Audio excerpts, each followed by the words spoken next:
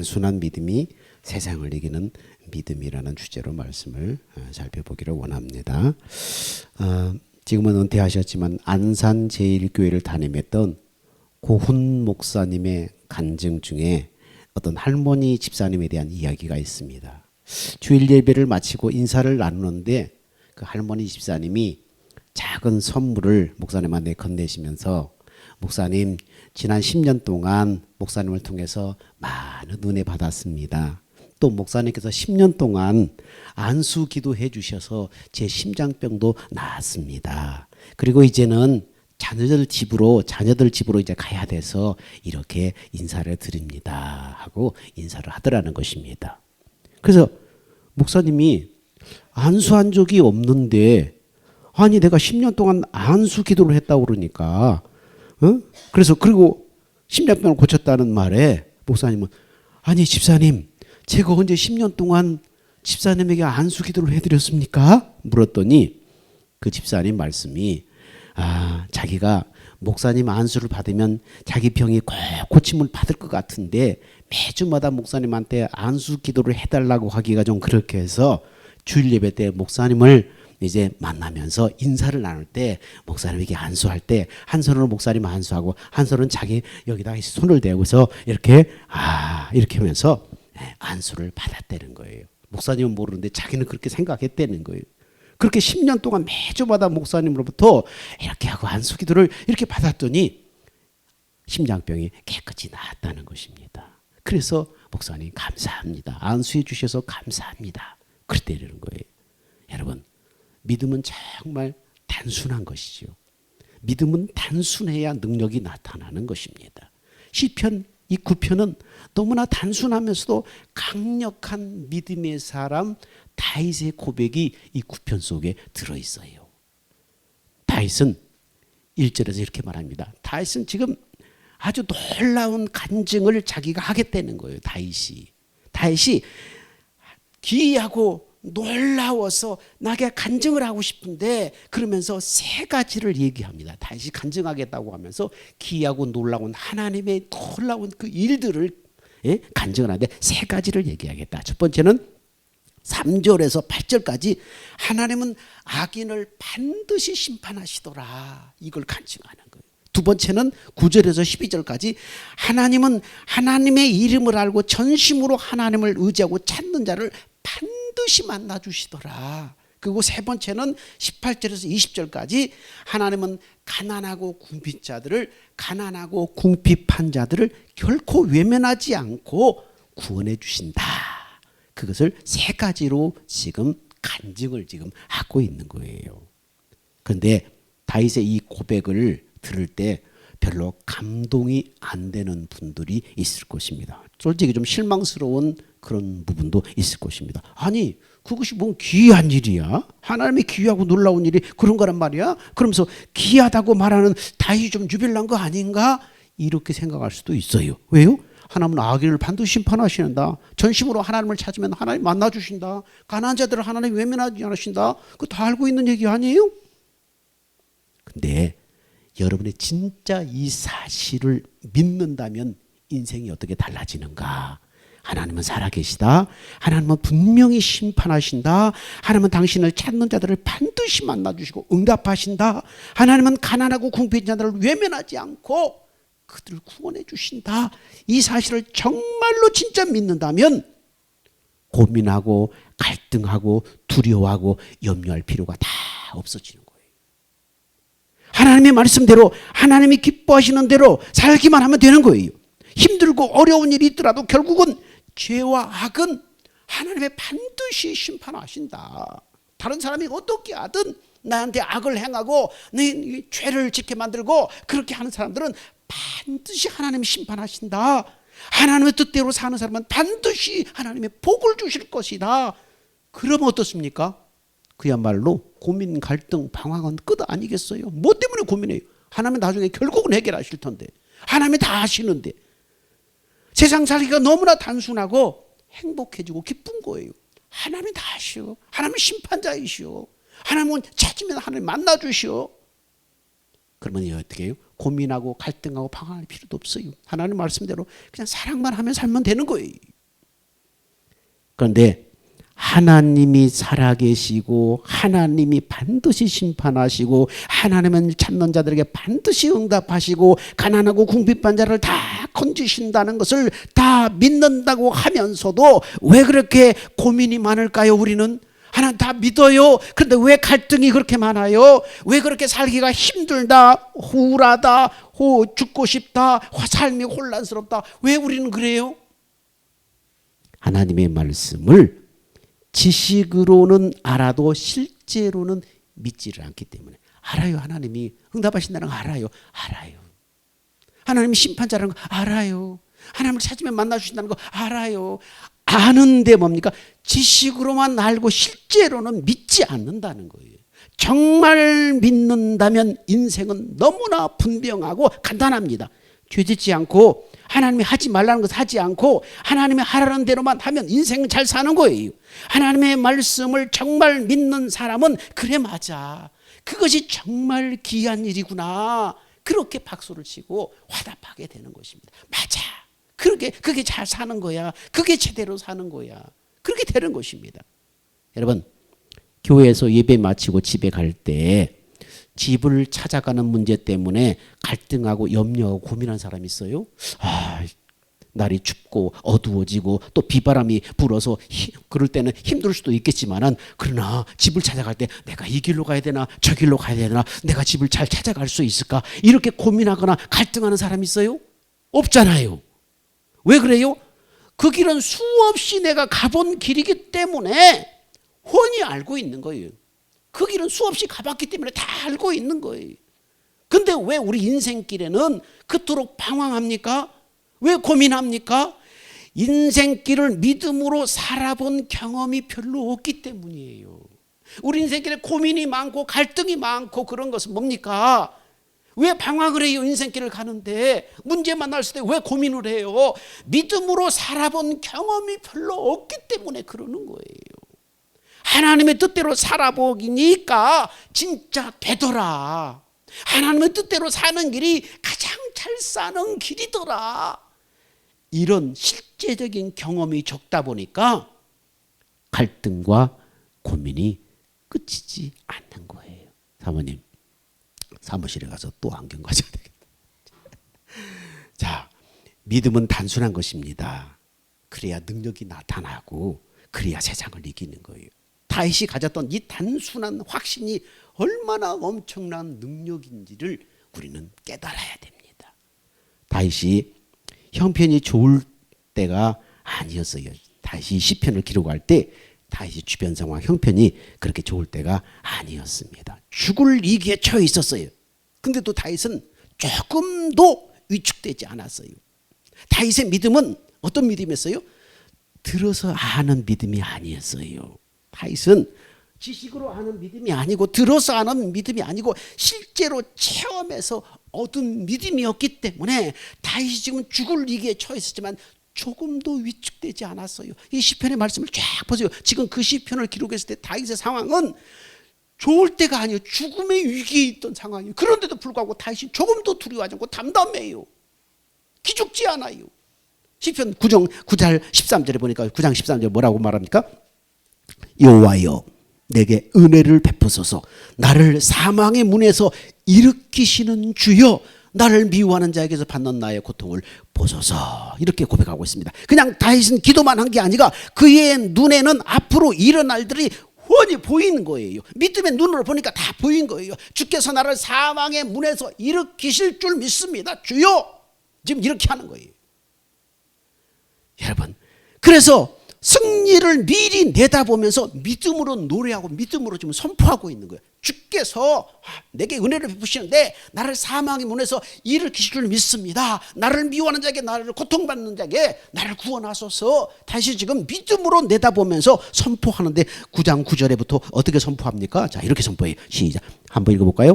여호와는 압제를 당하는 자의 요새시며 환난 때의 요새시로다. 지금 선포하고 찬양하는 거예요. 여호와는 압제당하는 자의 요새시다. 환난 때 나를 지키는 요새다.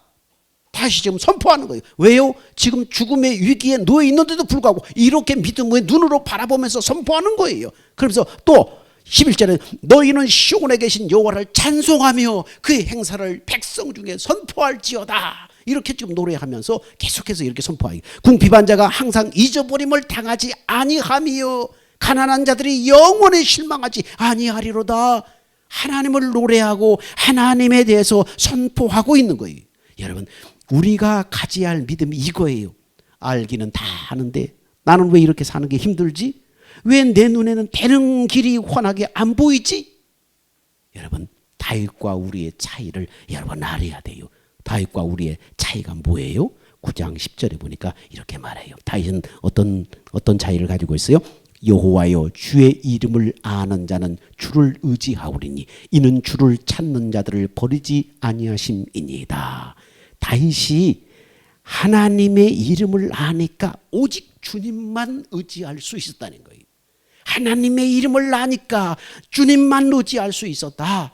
그러면 다윗처럼 여호와의 이름을 알아서 믿음이 생긴다면 내가 하나님의 이름을 아는데 다윗처럼 그렇게 믿음으로 의지하지 못하는 까닭이 뭔가?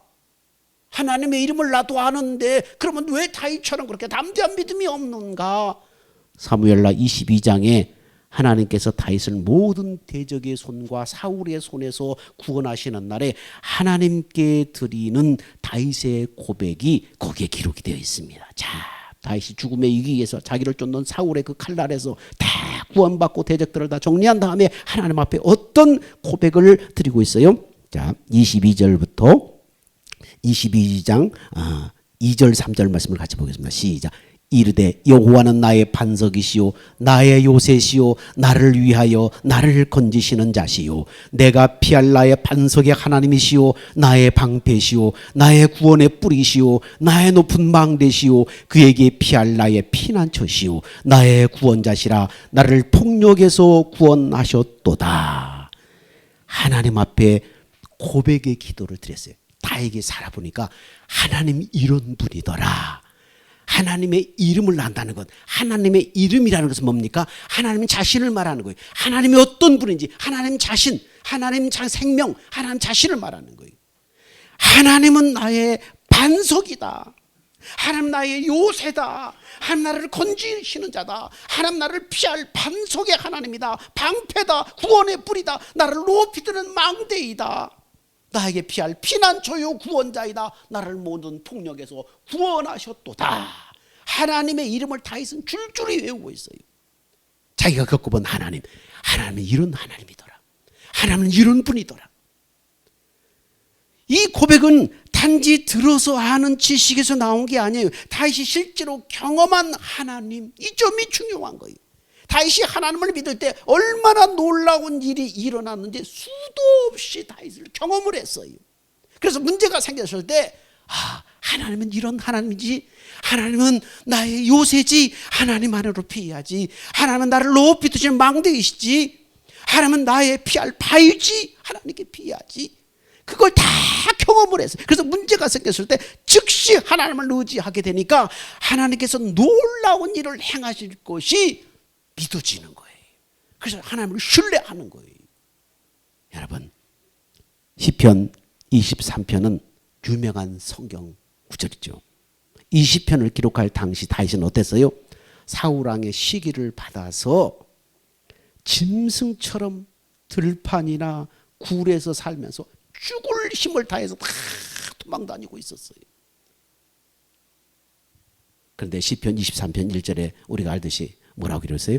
여호와는 나의 목자시니 내게 부족함이 없으리로다. 이 고백을 시작으로 해서 시편 24편을 썼는데 얼핏 들으면 굉장히 여유 있는 사람이 쓴 시 같아요. 여호와는 나의 목자시니 내게 부족함이 없으리로다. 아주 여유 있는 사람이 쓴 것 같아요. 그런데 이 시편은 다윗이 실제로 사망의 음침한 골짜기를 피해 다녔어요. 죽음의 칼날을 피해 다녔다는 거예요. 죽음의 칼날을 피해 다니다 원수와 맞닥뜨리기도 했어요. 정말 언제 죽을지 모르는 그런 살벌한 상황이 여러 번을 겪었어요. 그때마다 다윗은 잠잠히 묵상하는 거예요. 여호와는 나의 목자시지, 하나님은 나와 함께 하시지. 그렇지, 그렇습니다. 내게 부족함이 없습니다. 이렇게 고백하고 노래를 했습니다. 그렇게 죽음의 상황을 돌아다니면서 그래 여호와는 나의 목자시지 하나님이 나와 함께 하시지 그래 그렇다면 나는 부족함이 없다 이렇게 좀 고백하고 노래하고 있는 것입니다. 다윗이 하나님을 아는 그 믿음을 금방 결론으로 삼을 때 하나님이 얼마나 기뻐하셨을까요? 그래 얼마나 하나님이 기뻐하셨을까요? 다윗은 그런 사람이었어요. 그래서 하나님께서 그 믿음대로 정말로 부족함이 없던 삶으로 그의 삶을 축복해 주셨어요. 다윗의 삶 속에 나는 부족함이 여호와는 나의 목자시니 내게 부족함이 없으리로다. 그 고백대로 하나님이 실제로 그렇게 축복을 해 주셨어요. 문제는 우리도 그렇게 믿느냐 이거 사실입니다. 우리도 그렇게 믿느냐는 거예요.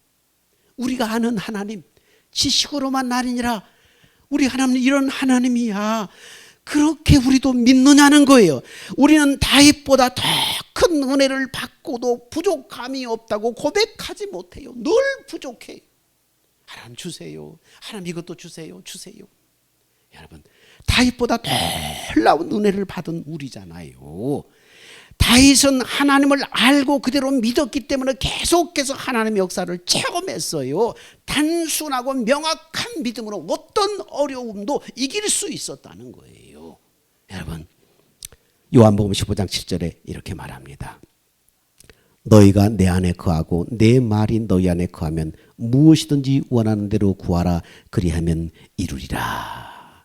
너희가 내 안에 거하고 내 말이 너희 안에 거하면 무엇이든지 원하는 대로 구하라 그러면 이루리라. 이 얼마나 엄청난 약속입니까? 우리가 주님 안에 거하면 주님의 말씀이 내 안에 임하게 됩니다. 그러면 어떻게 우리가 주님 안에 거할 수 있습니까? 첫 번째는 나의 옛사람이 예수와 함께 십자가에 못 박혀 죽었음을 믿는 거예요. 예수님과 함께 십자가에 함께 죽었다. 함께 합일해서 함께 죽었다. 이 사실을 믿는 거예요. 두 번째는 나의 죄를 대속하여 십자가에 죽으시고 부활 승천하신 주님이 성령으로 내 안에 임하셨음을 믿는 거예요. 성경에 주님은 어떻게 표현하고 있죠? 주님은 살려주는 영이시고 내 영은 사는 영이다. 그렇게 말씀하셔요. 자, 한번 읽어볼까요? 시작. 기록된 바 첫사람 아담은 산 영이 되었다 함과 같이 마지막 아담은 살려주는 영이 되었나니 마지막 아담은 예수님을 말하는 것입니다. 그러니까 주님은 살려주는 영이시고 내 영은 사는 영이에요. 내 영은 혼자 못 살아요. 주님의 영이 내 안에 들어오셔야만 나는 비로소 사는 거예요. 살려주는 영이신 주님이 사는 영인 내 안에 임하셔서 머리와 몸처럼 생명으로 하나가 되신 거예요. 이걸 뭐라고 그래요? 우리는 거듭났다고 말하는 거예요. 영은 죽고 사는 게 아니에요. 영은 불멸하는 존재잖아요. 영은 죽고 사라지는 게 아니잖아요. 애초에 하나님이 우리를 하나님의 형상대로 지으시고 그 코에 생기를 불어넣어서 생영, 하나님의 영을 불어넣으셔서 살게 하셨어요. 근데 범죄함으로 말미암아서 우리 영과 하나 되게 계신 하나님의 영이 범죄함으로 말미암아 떠나버리셨어요. 그래서 인간은 죽었다고 말하는 것입니다. 영이 죽었다는 것은 영이 인간처럼 죽고 사는 게 아니고 영의 기능 자체가 정지돼 버린 거예요. 여기 전기 불이 다 들어오죠? 여기 전기가 나가면 어떻게 해요? 죽은 거예요. 그게 죽은 거예요. 근데 전기가 나가버렸을 때 이 선이나 이 등은 아무 쓸모 없잖아요. 전기가 없으면은. 우리 영도 그렇다니까요. 하나님의 영이 떠나버리면 이 전기라는 이 자체나 이런 소켓은 그대로 있을지언정 영의 기능 자체가 없어져 버린 거예요. 근데 하나님의 영이 다시 다 들어옴으로 말미암아서 우리 영의 기능이 딱 살아난 거예요. 그러니까 우리는 하나님의 영이 들어와서 사는 영, 하나님의 영이 우리 안에 들어올 때 하나님은 살려주는 영, 성령으로 우리 안에 살려주는 영이신 주님의 영이 딱 들어오니까 우리 영이 지금 살게 된 거예요. 이거는 뭐예요? 거듭났다고 하는 것입니다. 그래서 우리 어떻게 말해요?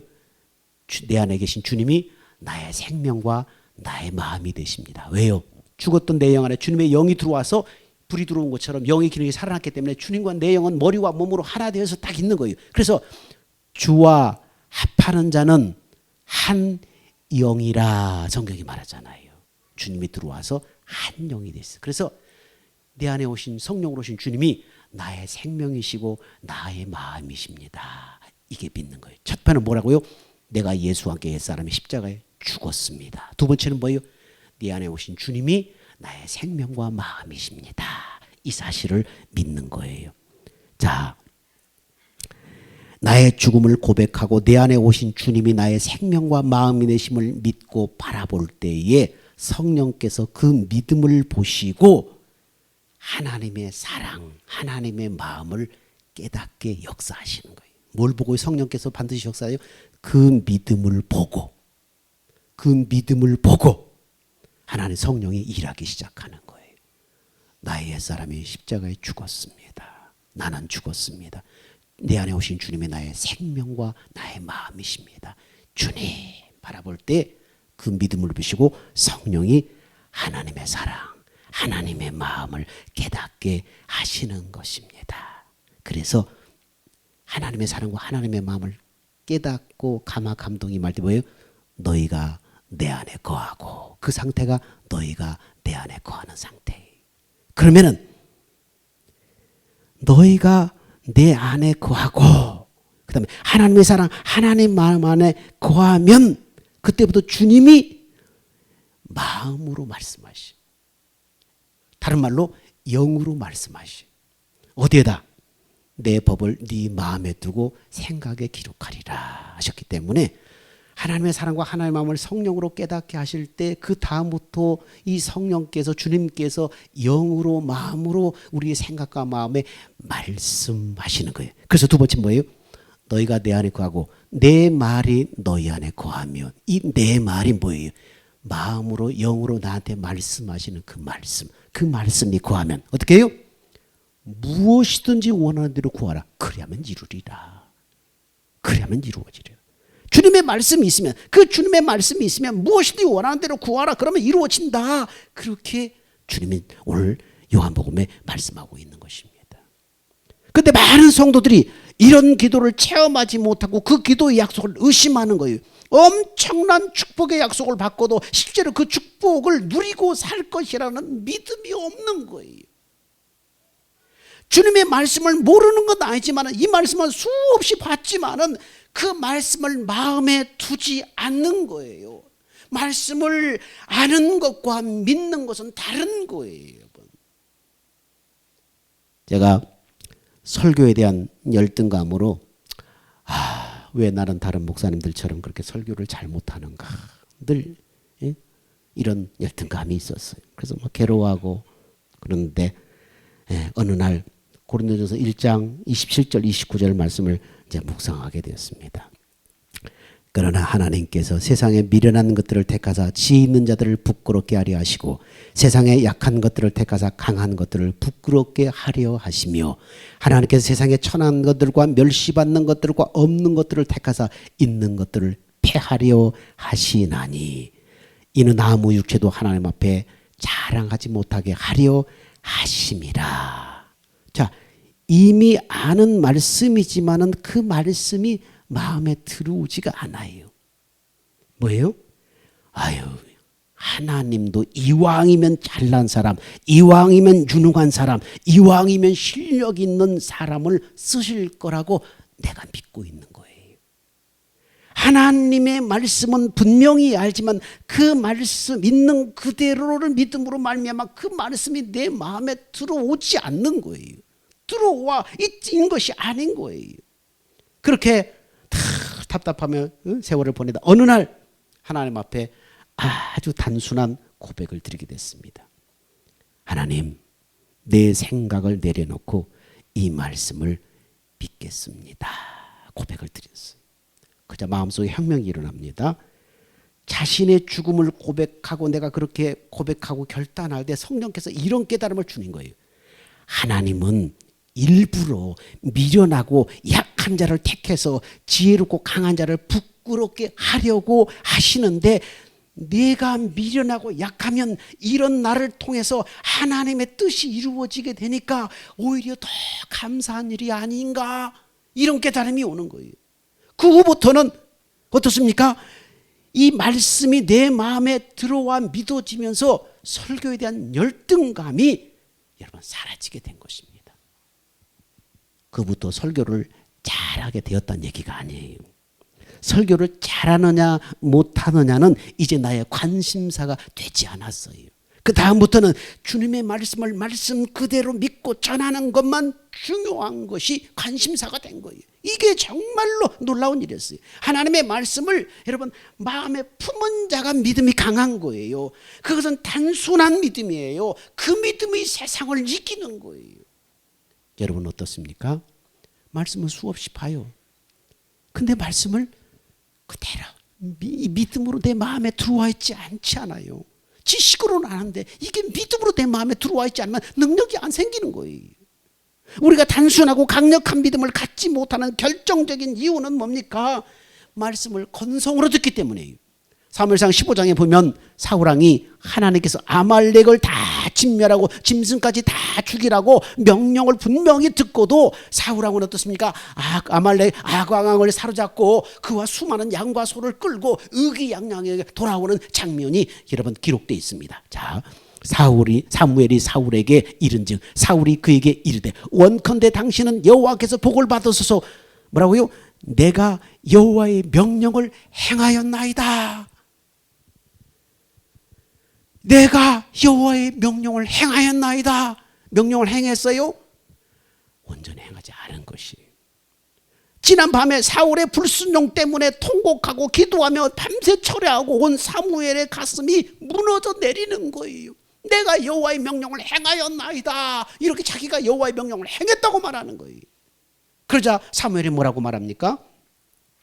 사무엘이 이르되 그러면 내 귀에 들려오는 이 양의 소리와 내게 들리는 소의 소리가 어찌 됨이니까?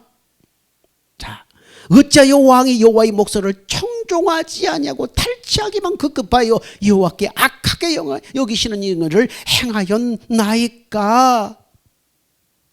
그러자 사울이 뭐라고 변명하는가 하면은, 자, 사울이 사무엘에게 돼 나는 실로 여호와의 목소리를 청종하여 하나님의 말씀에 청종했다는 거예요. 여러분 사람이 이래요. 하나님의 말씀대로 살지 않으면서 자신이 말씀대로 살고 있지 않다는 것을 깨닫지 못하는 사람이 너무 많다는 거예요. 우리 사람이 그렇다는 거예요. 하나님의 말씀대로 살지 않으면서 자신이 하나님의 말씀대로 살고 있지 않다는 것을 깨닫지 못하는 사람이 많다는 거예요. 지금 하나님의 말씀대로 행하지 않으면서 자기는 하나님의 말씀대로 청종했다고 그러잖아요. 말씀대로 행했다고 그러잖아요. 떳떳하게. 정말 모른다면 바로 가르치면 돼요. 바로 살지 못하는 사람이 복음과 진리를 깨닫고 바로 서는 모습을 볼 때 그것처럼 기쁜 일이 없어요. 그것처럼 보람된 일이 없어요. 그런데 대부분의 사람들은 뭡니까? 대부분의 문제는 뭡니까? 말씀을 모르는 것이 아니라 하나님의 말씀대로 살아야 되겠다는 결단이 없는 거예요. 지식으로는 아는데 삶으로 결단이 없는 거예요. 비단 사울 왕만 그런 것이 아닙니다. 여러분의 마음이 굳어 있는지 부드러운 마음인지 점검해 보세요. 다음에 말씀을 여러분 읽을 때 여러분의 마음이 어떤지 한번 보세요. 자, 한번 읽어봅시다. 시작.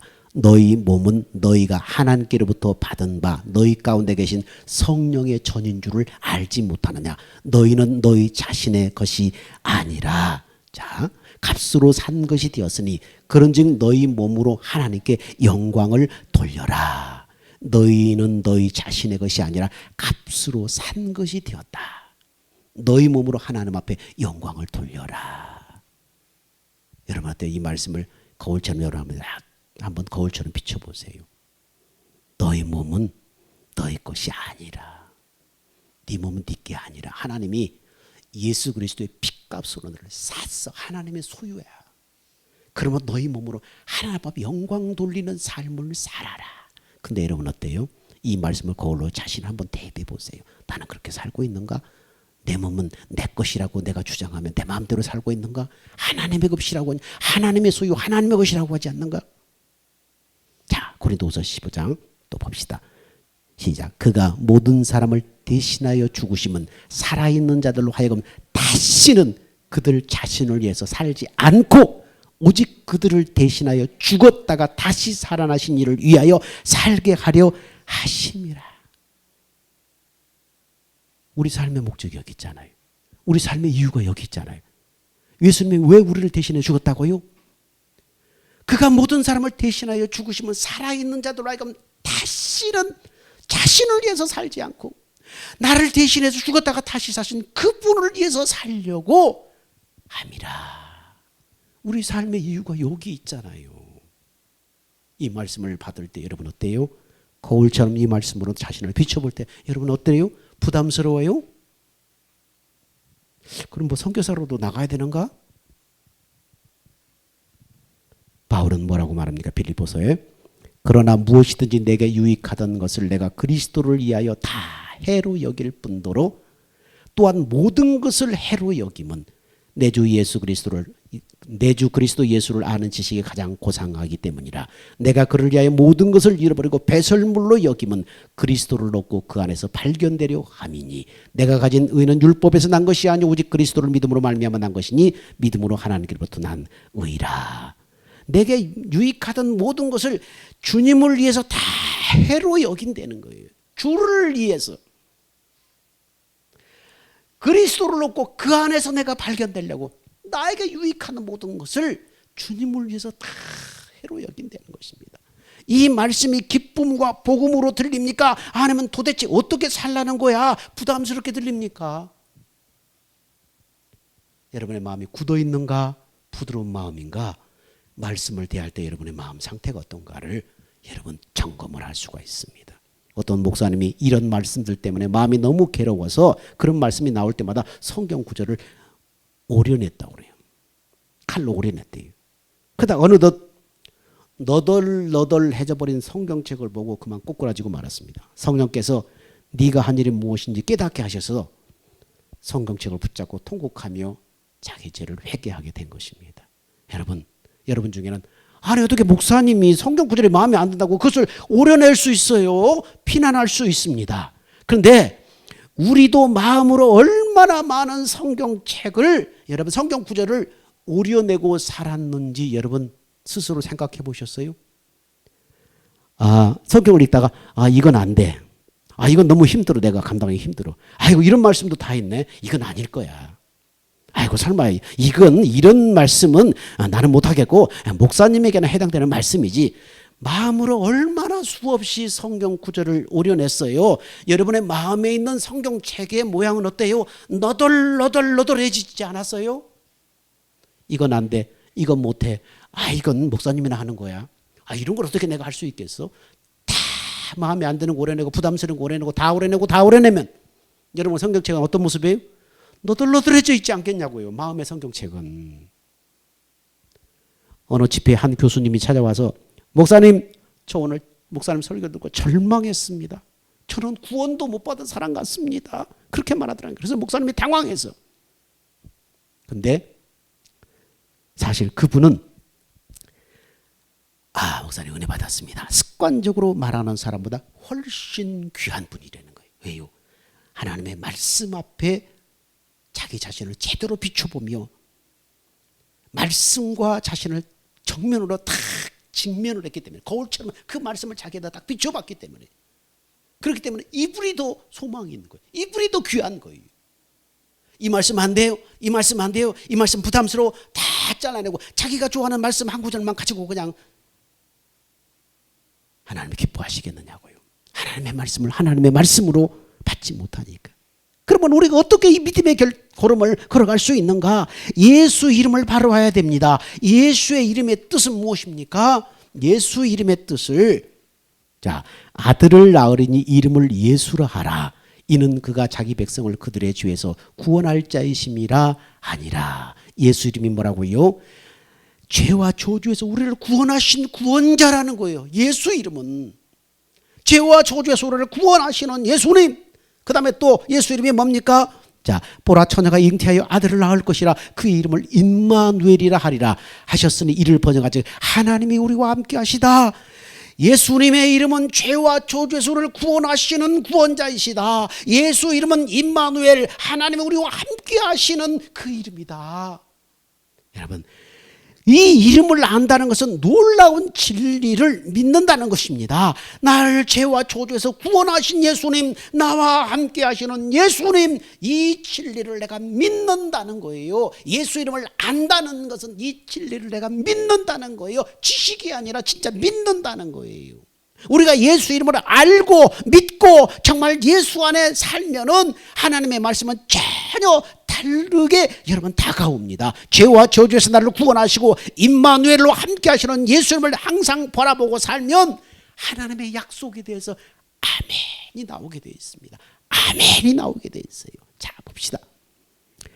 시작. 하나님의 약속은 얼마든지 그리스도 안에서 이해가 되니 그런즉 그로 말미암아 우리가 아멘하여 하나님께 영광을 돌리게 되느니라. 여러분, 우리가 예수 그리스도 안에 거해야만 하나님의 약속에 대해서 아멘할 수 있어요. 예수 안에 거해야만. 전에는 힘들어, 어려워, 못해 그러다가 아멘 하게 되는 것입니다. 예수 안에 거하면 하나님의 말씀이 어쩌면 그렇게 나한테 살 길로 다가오고 구원의 말씀으로 다가오고 축복의 말씀으로 믿어지는지 그냥 아멘 되는 것입니다. 예수 안에 거하지 않으면 하나님의 말씀이 나를 찌르는 송곳처럼, 왜 말씀 하나를, 이 성탄절에 말씀 하나를 뽑아도 목사님이 어떻게 이런 말씀을 나한테 주시는가 시험 들어요. 근데 예수 안에 거하면 어떻습니까? 이 말씀이 어떻게 나에게 살 길로 다가오는가, 어떻게 이 말씀이 구원의 말씀으로 나한테 다가오는가, 어떻게 이 말씀이 나한테 축복의 말씀으로 믿어지는가, 믿어지는 거예요. 그래서 그냥 아멘이 나오는 거예요. 그렇습니다, 아멘 나오는 거예요. 예수 안에 있으면, 예수를 바라보면 그렇게 되는 거예요. 나를 부인하고 내 안에 주님을 나의 생명과 나의 마음으로 바라보면 하나님께서 명확히 말씀하시는 것을 깨닫습니다. 명확히 말씀하시는 하나님이심을 깨닫게 되면 더 이상 고민이 없어집니다. 아멘 주님 그렇게 하겠습니다 결단하게 되는 거예요. 하나님이 어떤 분인데, 하나님을 알잖아요. 하나님이 어떤 분이 믿잖아요. 아멘 그렇습니다. 그렇게 되는 것입니다.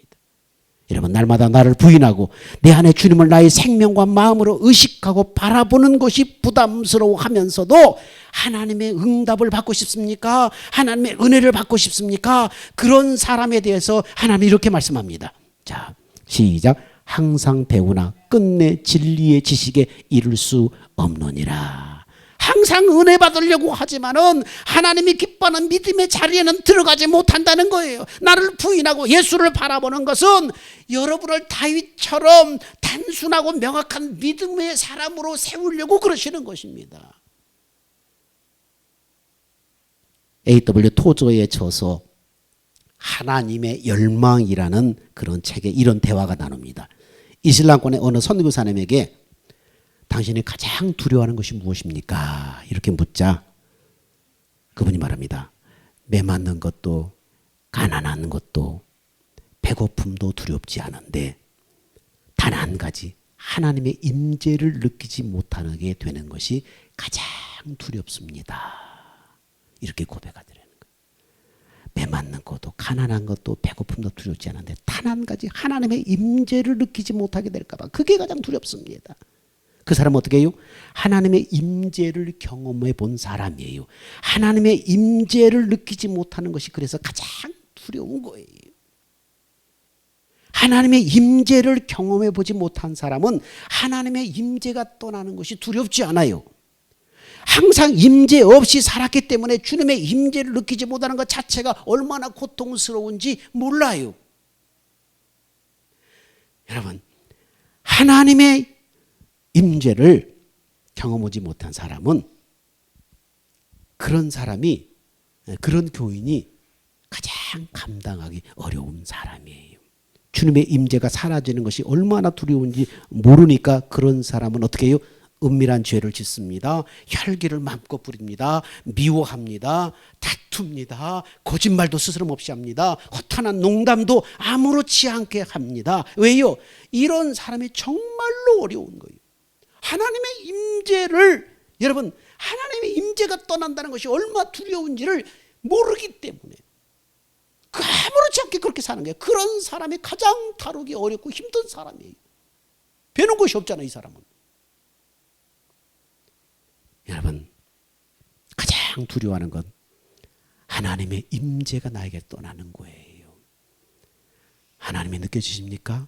나의 죽음을 고백하고 내 안에 성령으로 오신 내 주님이 나의 생명과 마음이십니다. 주님 바라볼 때 갑자기 하나님의 십자가의 사랑 때문에 마음이 울컥해지고, 나 같은 것을 위해서 하나님의 무엇 때문에 독생자가 인간의 몸으로 이 땅에 오셔서 나를 위해 피 뿌리고 죽으셨는가, 그 사랑이 막 느껴지면서 하나님의 사랑과 하나님의 마음이 울컥해지면서 마음으로 읽혀지는 하나님의 마음, 하나님의 사랑, 그 마음 속에서 나한테 말씀하시고 보여주시는 하나님의 말씀, 그 말씀 어떻게 해요? 그 말씀이 있으면 이 사람은 임재 가운데 있는 거예요. 하나님의 사랑 가운데 있는 사람은 임재 가운데 있는 거예요. 그런 사람의 기도는 하나님이 결코 외면하지. 무엇을 구하든지 내게 구하라, 내가 시행하리라. 이렇게 되는 거예요. 너희가 내 안에 거하고 내 말이 너희 안에 거하면 무엇이든지 원하는 대로 구하라. 그리하면 이루리라. 하나님과 생명으로 하나 되고 하나님의 마음으로 하나 되어 있는데, 주님은 머리, 나는 주님의 몸으로 하나 되어 있는데 무엇을 구하라. 여러분, 하나님의 임재가 사라지는 것을 가장 두려워해야 돼요. 언제까지 이렇게 살다가 여러분 인생 끝낼 건가요? 주님의 임재를 경험해 보면 세상에 아무것도 두려울 것이 없게 됩니다. 하나님의 임재가 떠나는 것 외에는 아무것도 두려울 것이 없는 인생이 되는 것입니다. 주님의 말씀이면 순종하기로 결단하십시오. 주님을 의식하고 바라보는 삶을 사십시오. 하나님의 말씀에 언제나 예, 아멘 하게 해달라고, 다윗같이 단순한 믿음으로 세상을 이기게 해달라고 여러분 기도하십시오. 이런 단순하고 강력한 믿음으로 세상을 이기는 여러분들이 되시길 주의 이름으로 축원합니다. 기도하겠습니다. 하나님 아버지, 오늘 들은 말씀을 머리로만 아는데 그치지 않고 성령으로 마음 깊이 품어 삶으로 살아내기를 원합니다. 세상 환경보다도 주님의 임재를 잃어버리는 것을 가장 두려워해서 말씀 앞에 아멘 순종하게 하시고, 날마다 내가 죽고 주님을 나의 생명과 마음으로 바라봄으로 다윗처럼 단순하고 담대한 믿음으로 세상을 이기게 하여 주옵소서. 예수님의 이름으로 기도합니다. 아멘. 다 기립합시다.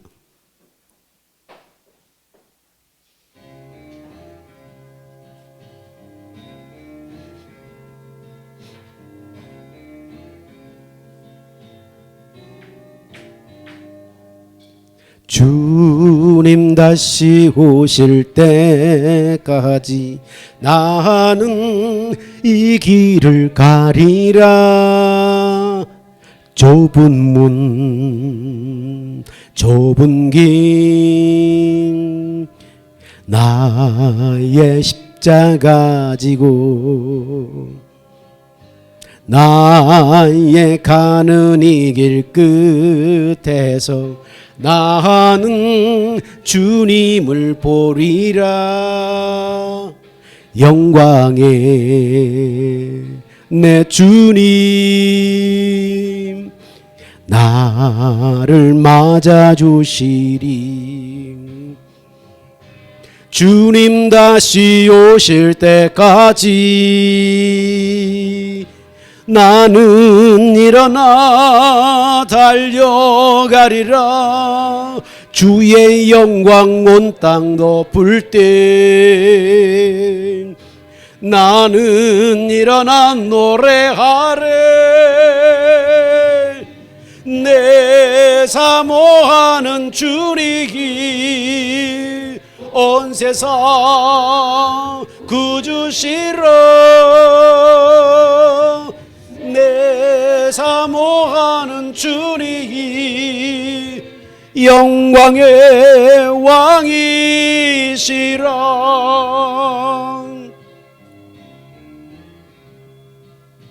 주님 다시 오실 때까지 나는 이 길을 가리라. 좁은 문 좁은 길 나의 십자가 지고 나의 가는 이 길 끝에서 나는 주님을 보리라. 영광의 내 주님 나를 맞아주시리. 주님 다시 오실 때까지 나는 일어나 달려가리라. 주의 영광 온 땅 덮을 때 나는 일어나 노래하리. 내 사모하는 주님 온 세상 구주시라. 내 사모하는 주님 영광의 왕이시라. 내 사모하는 주님 온 세상 구주시라. 내 사모하는 주님 영광의 왕이시라.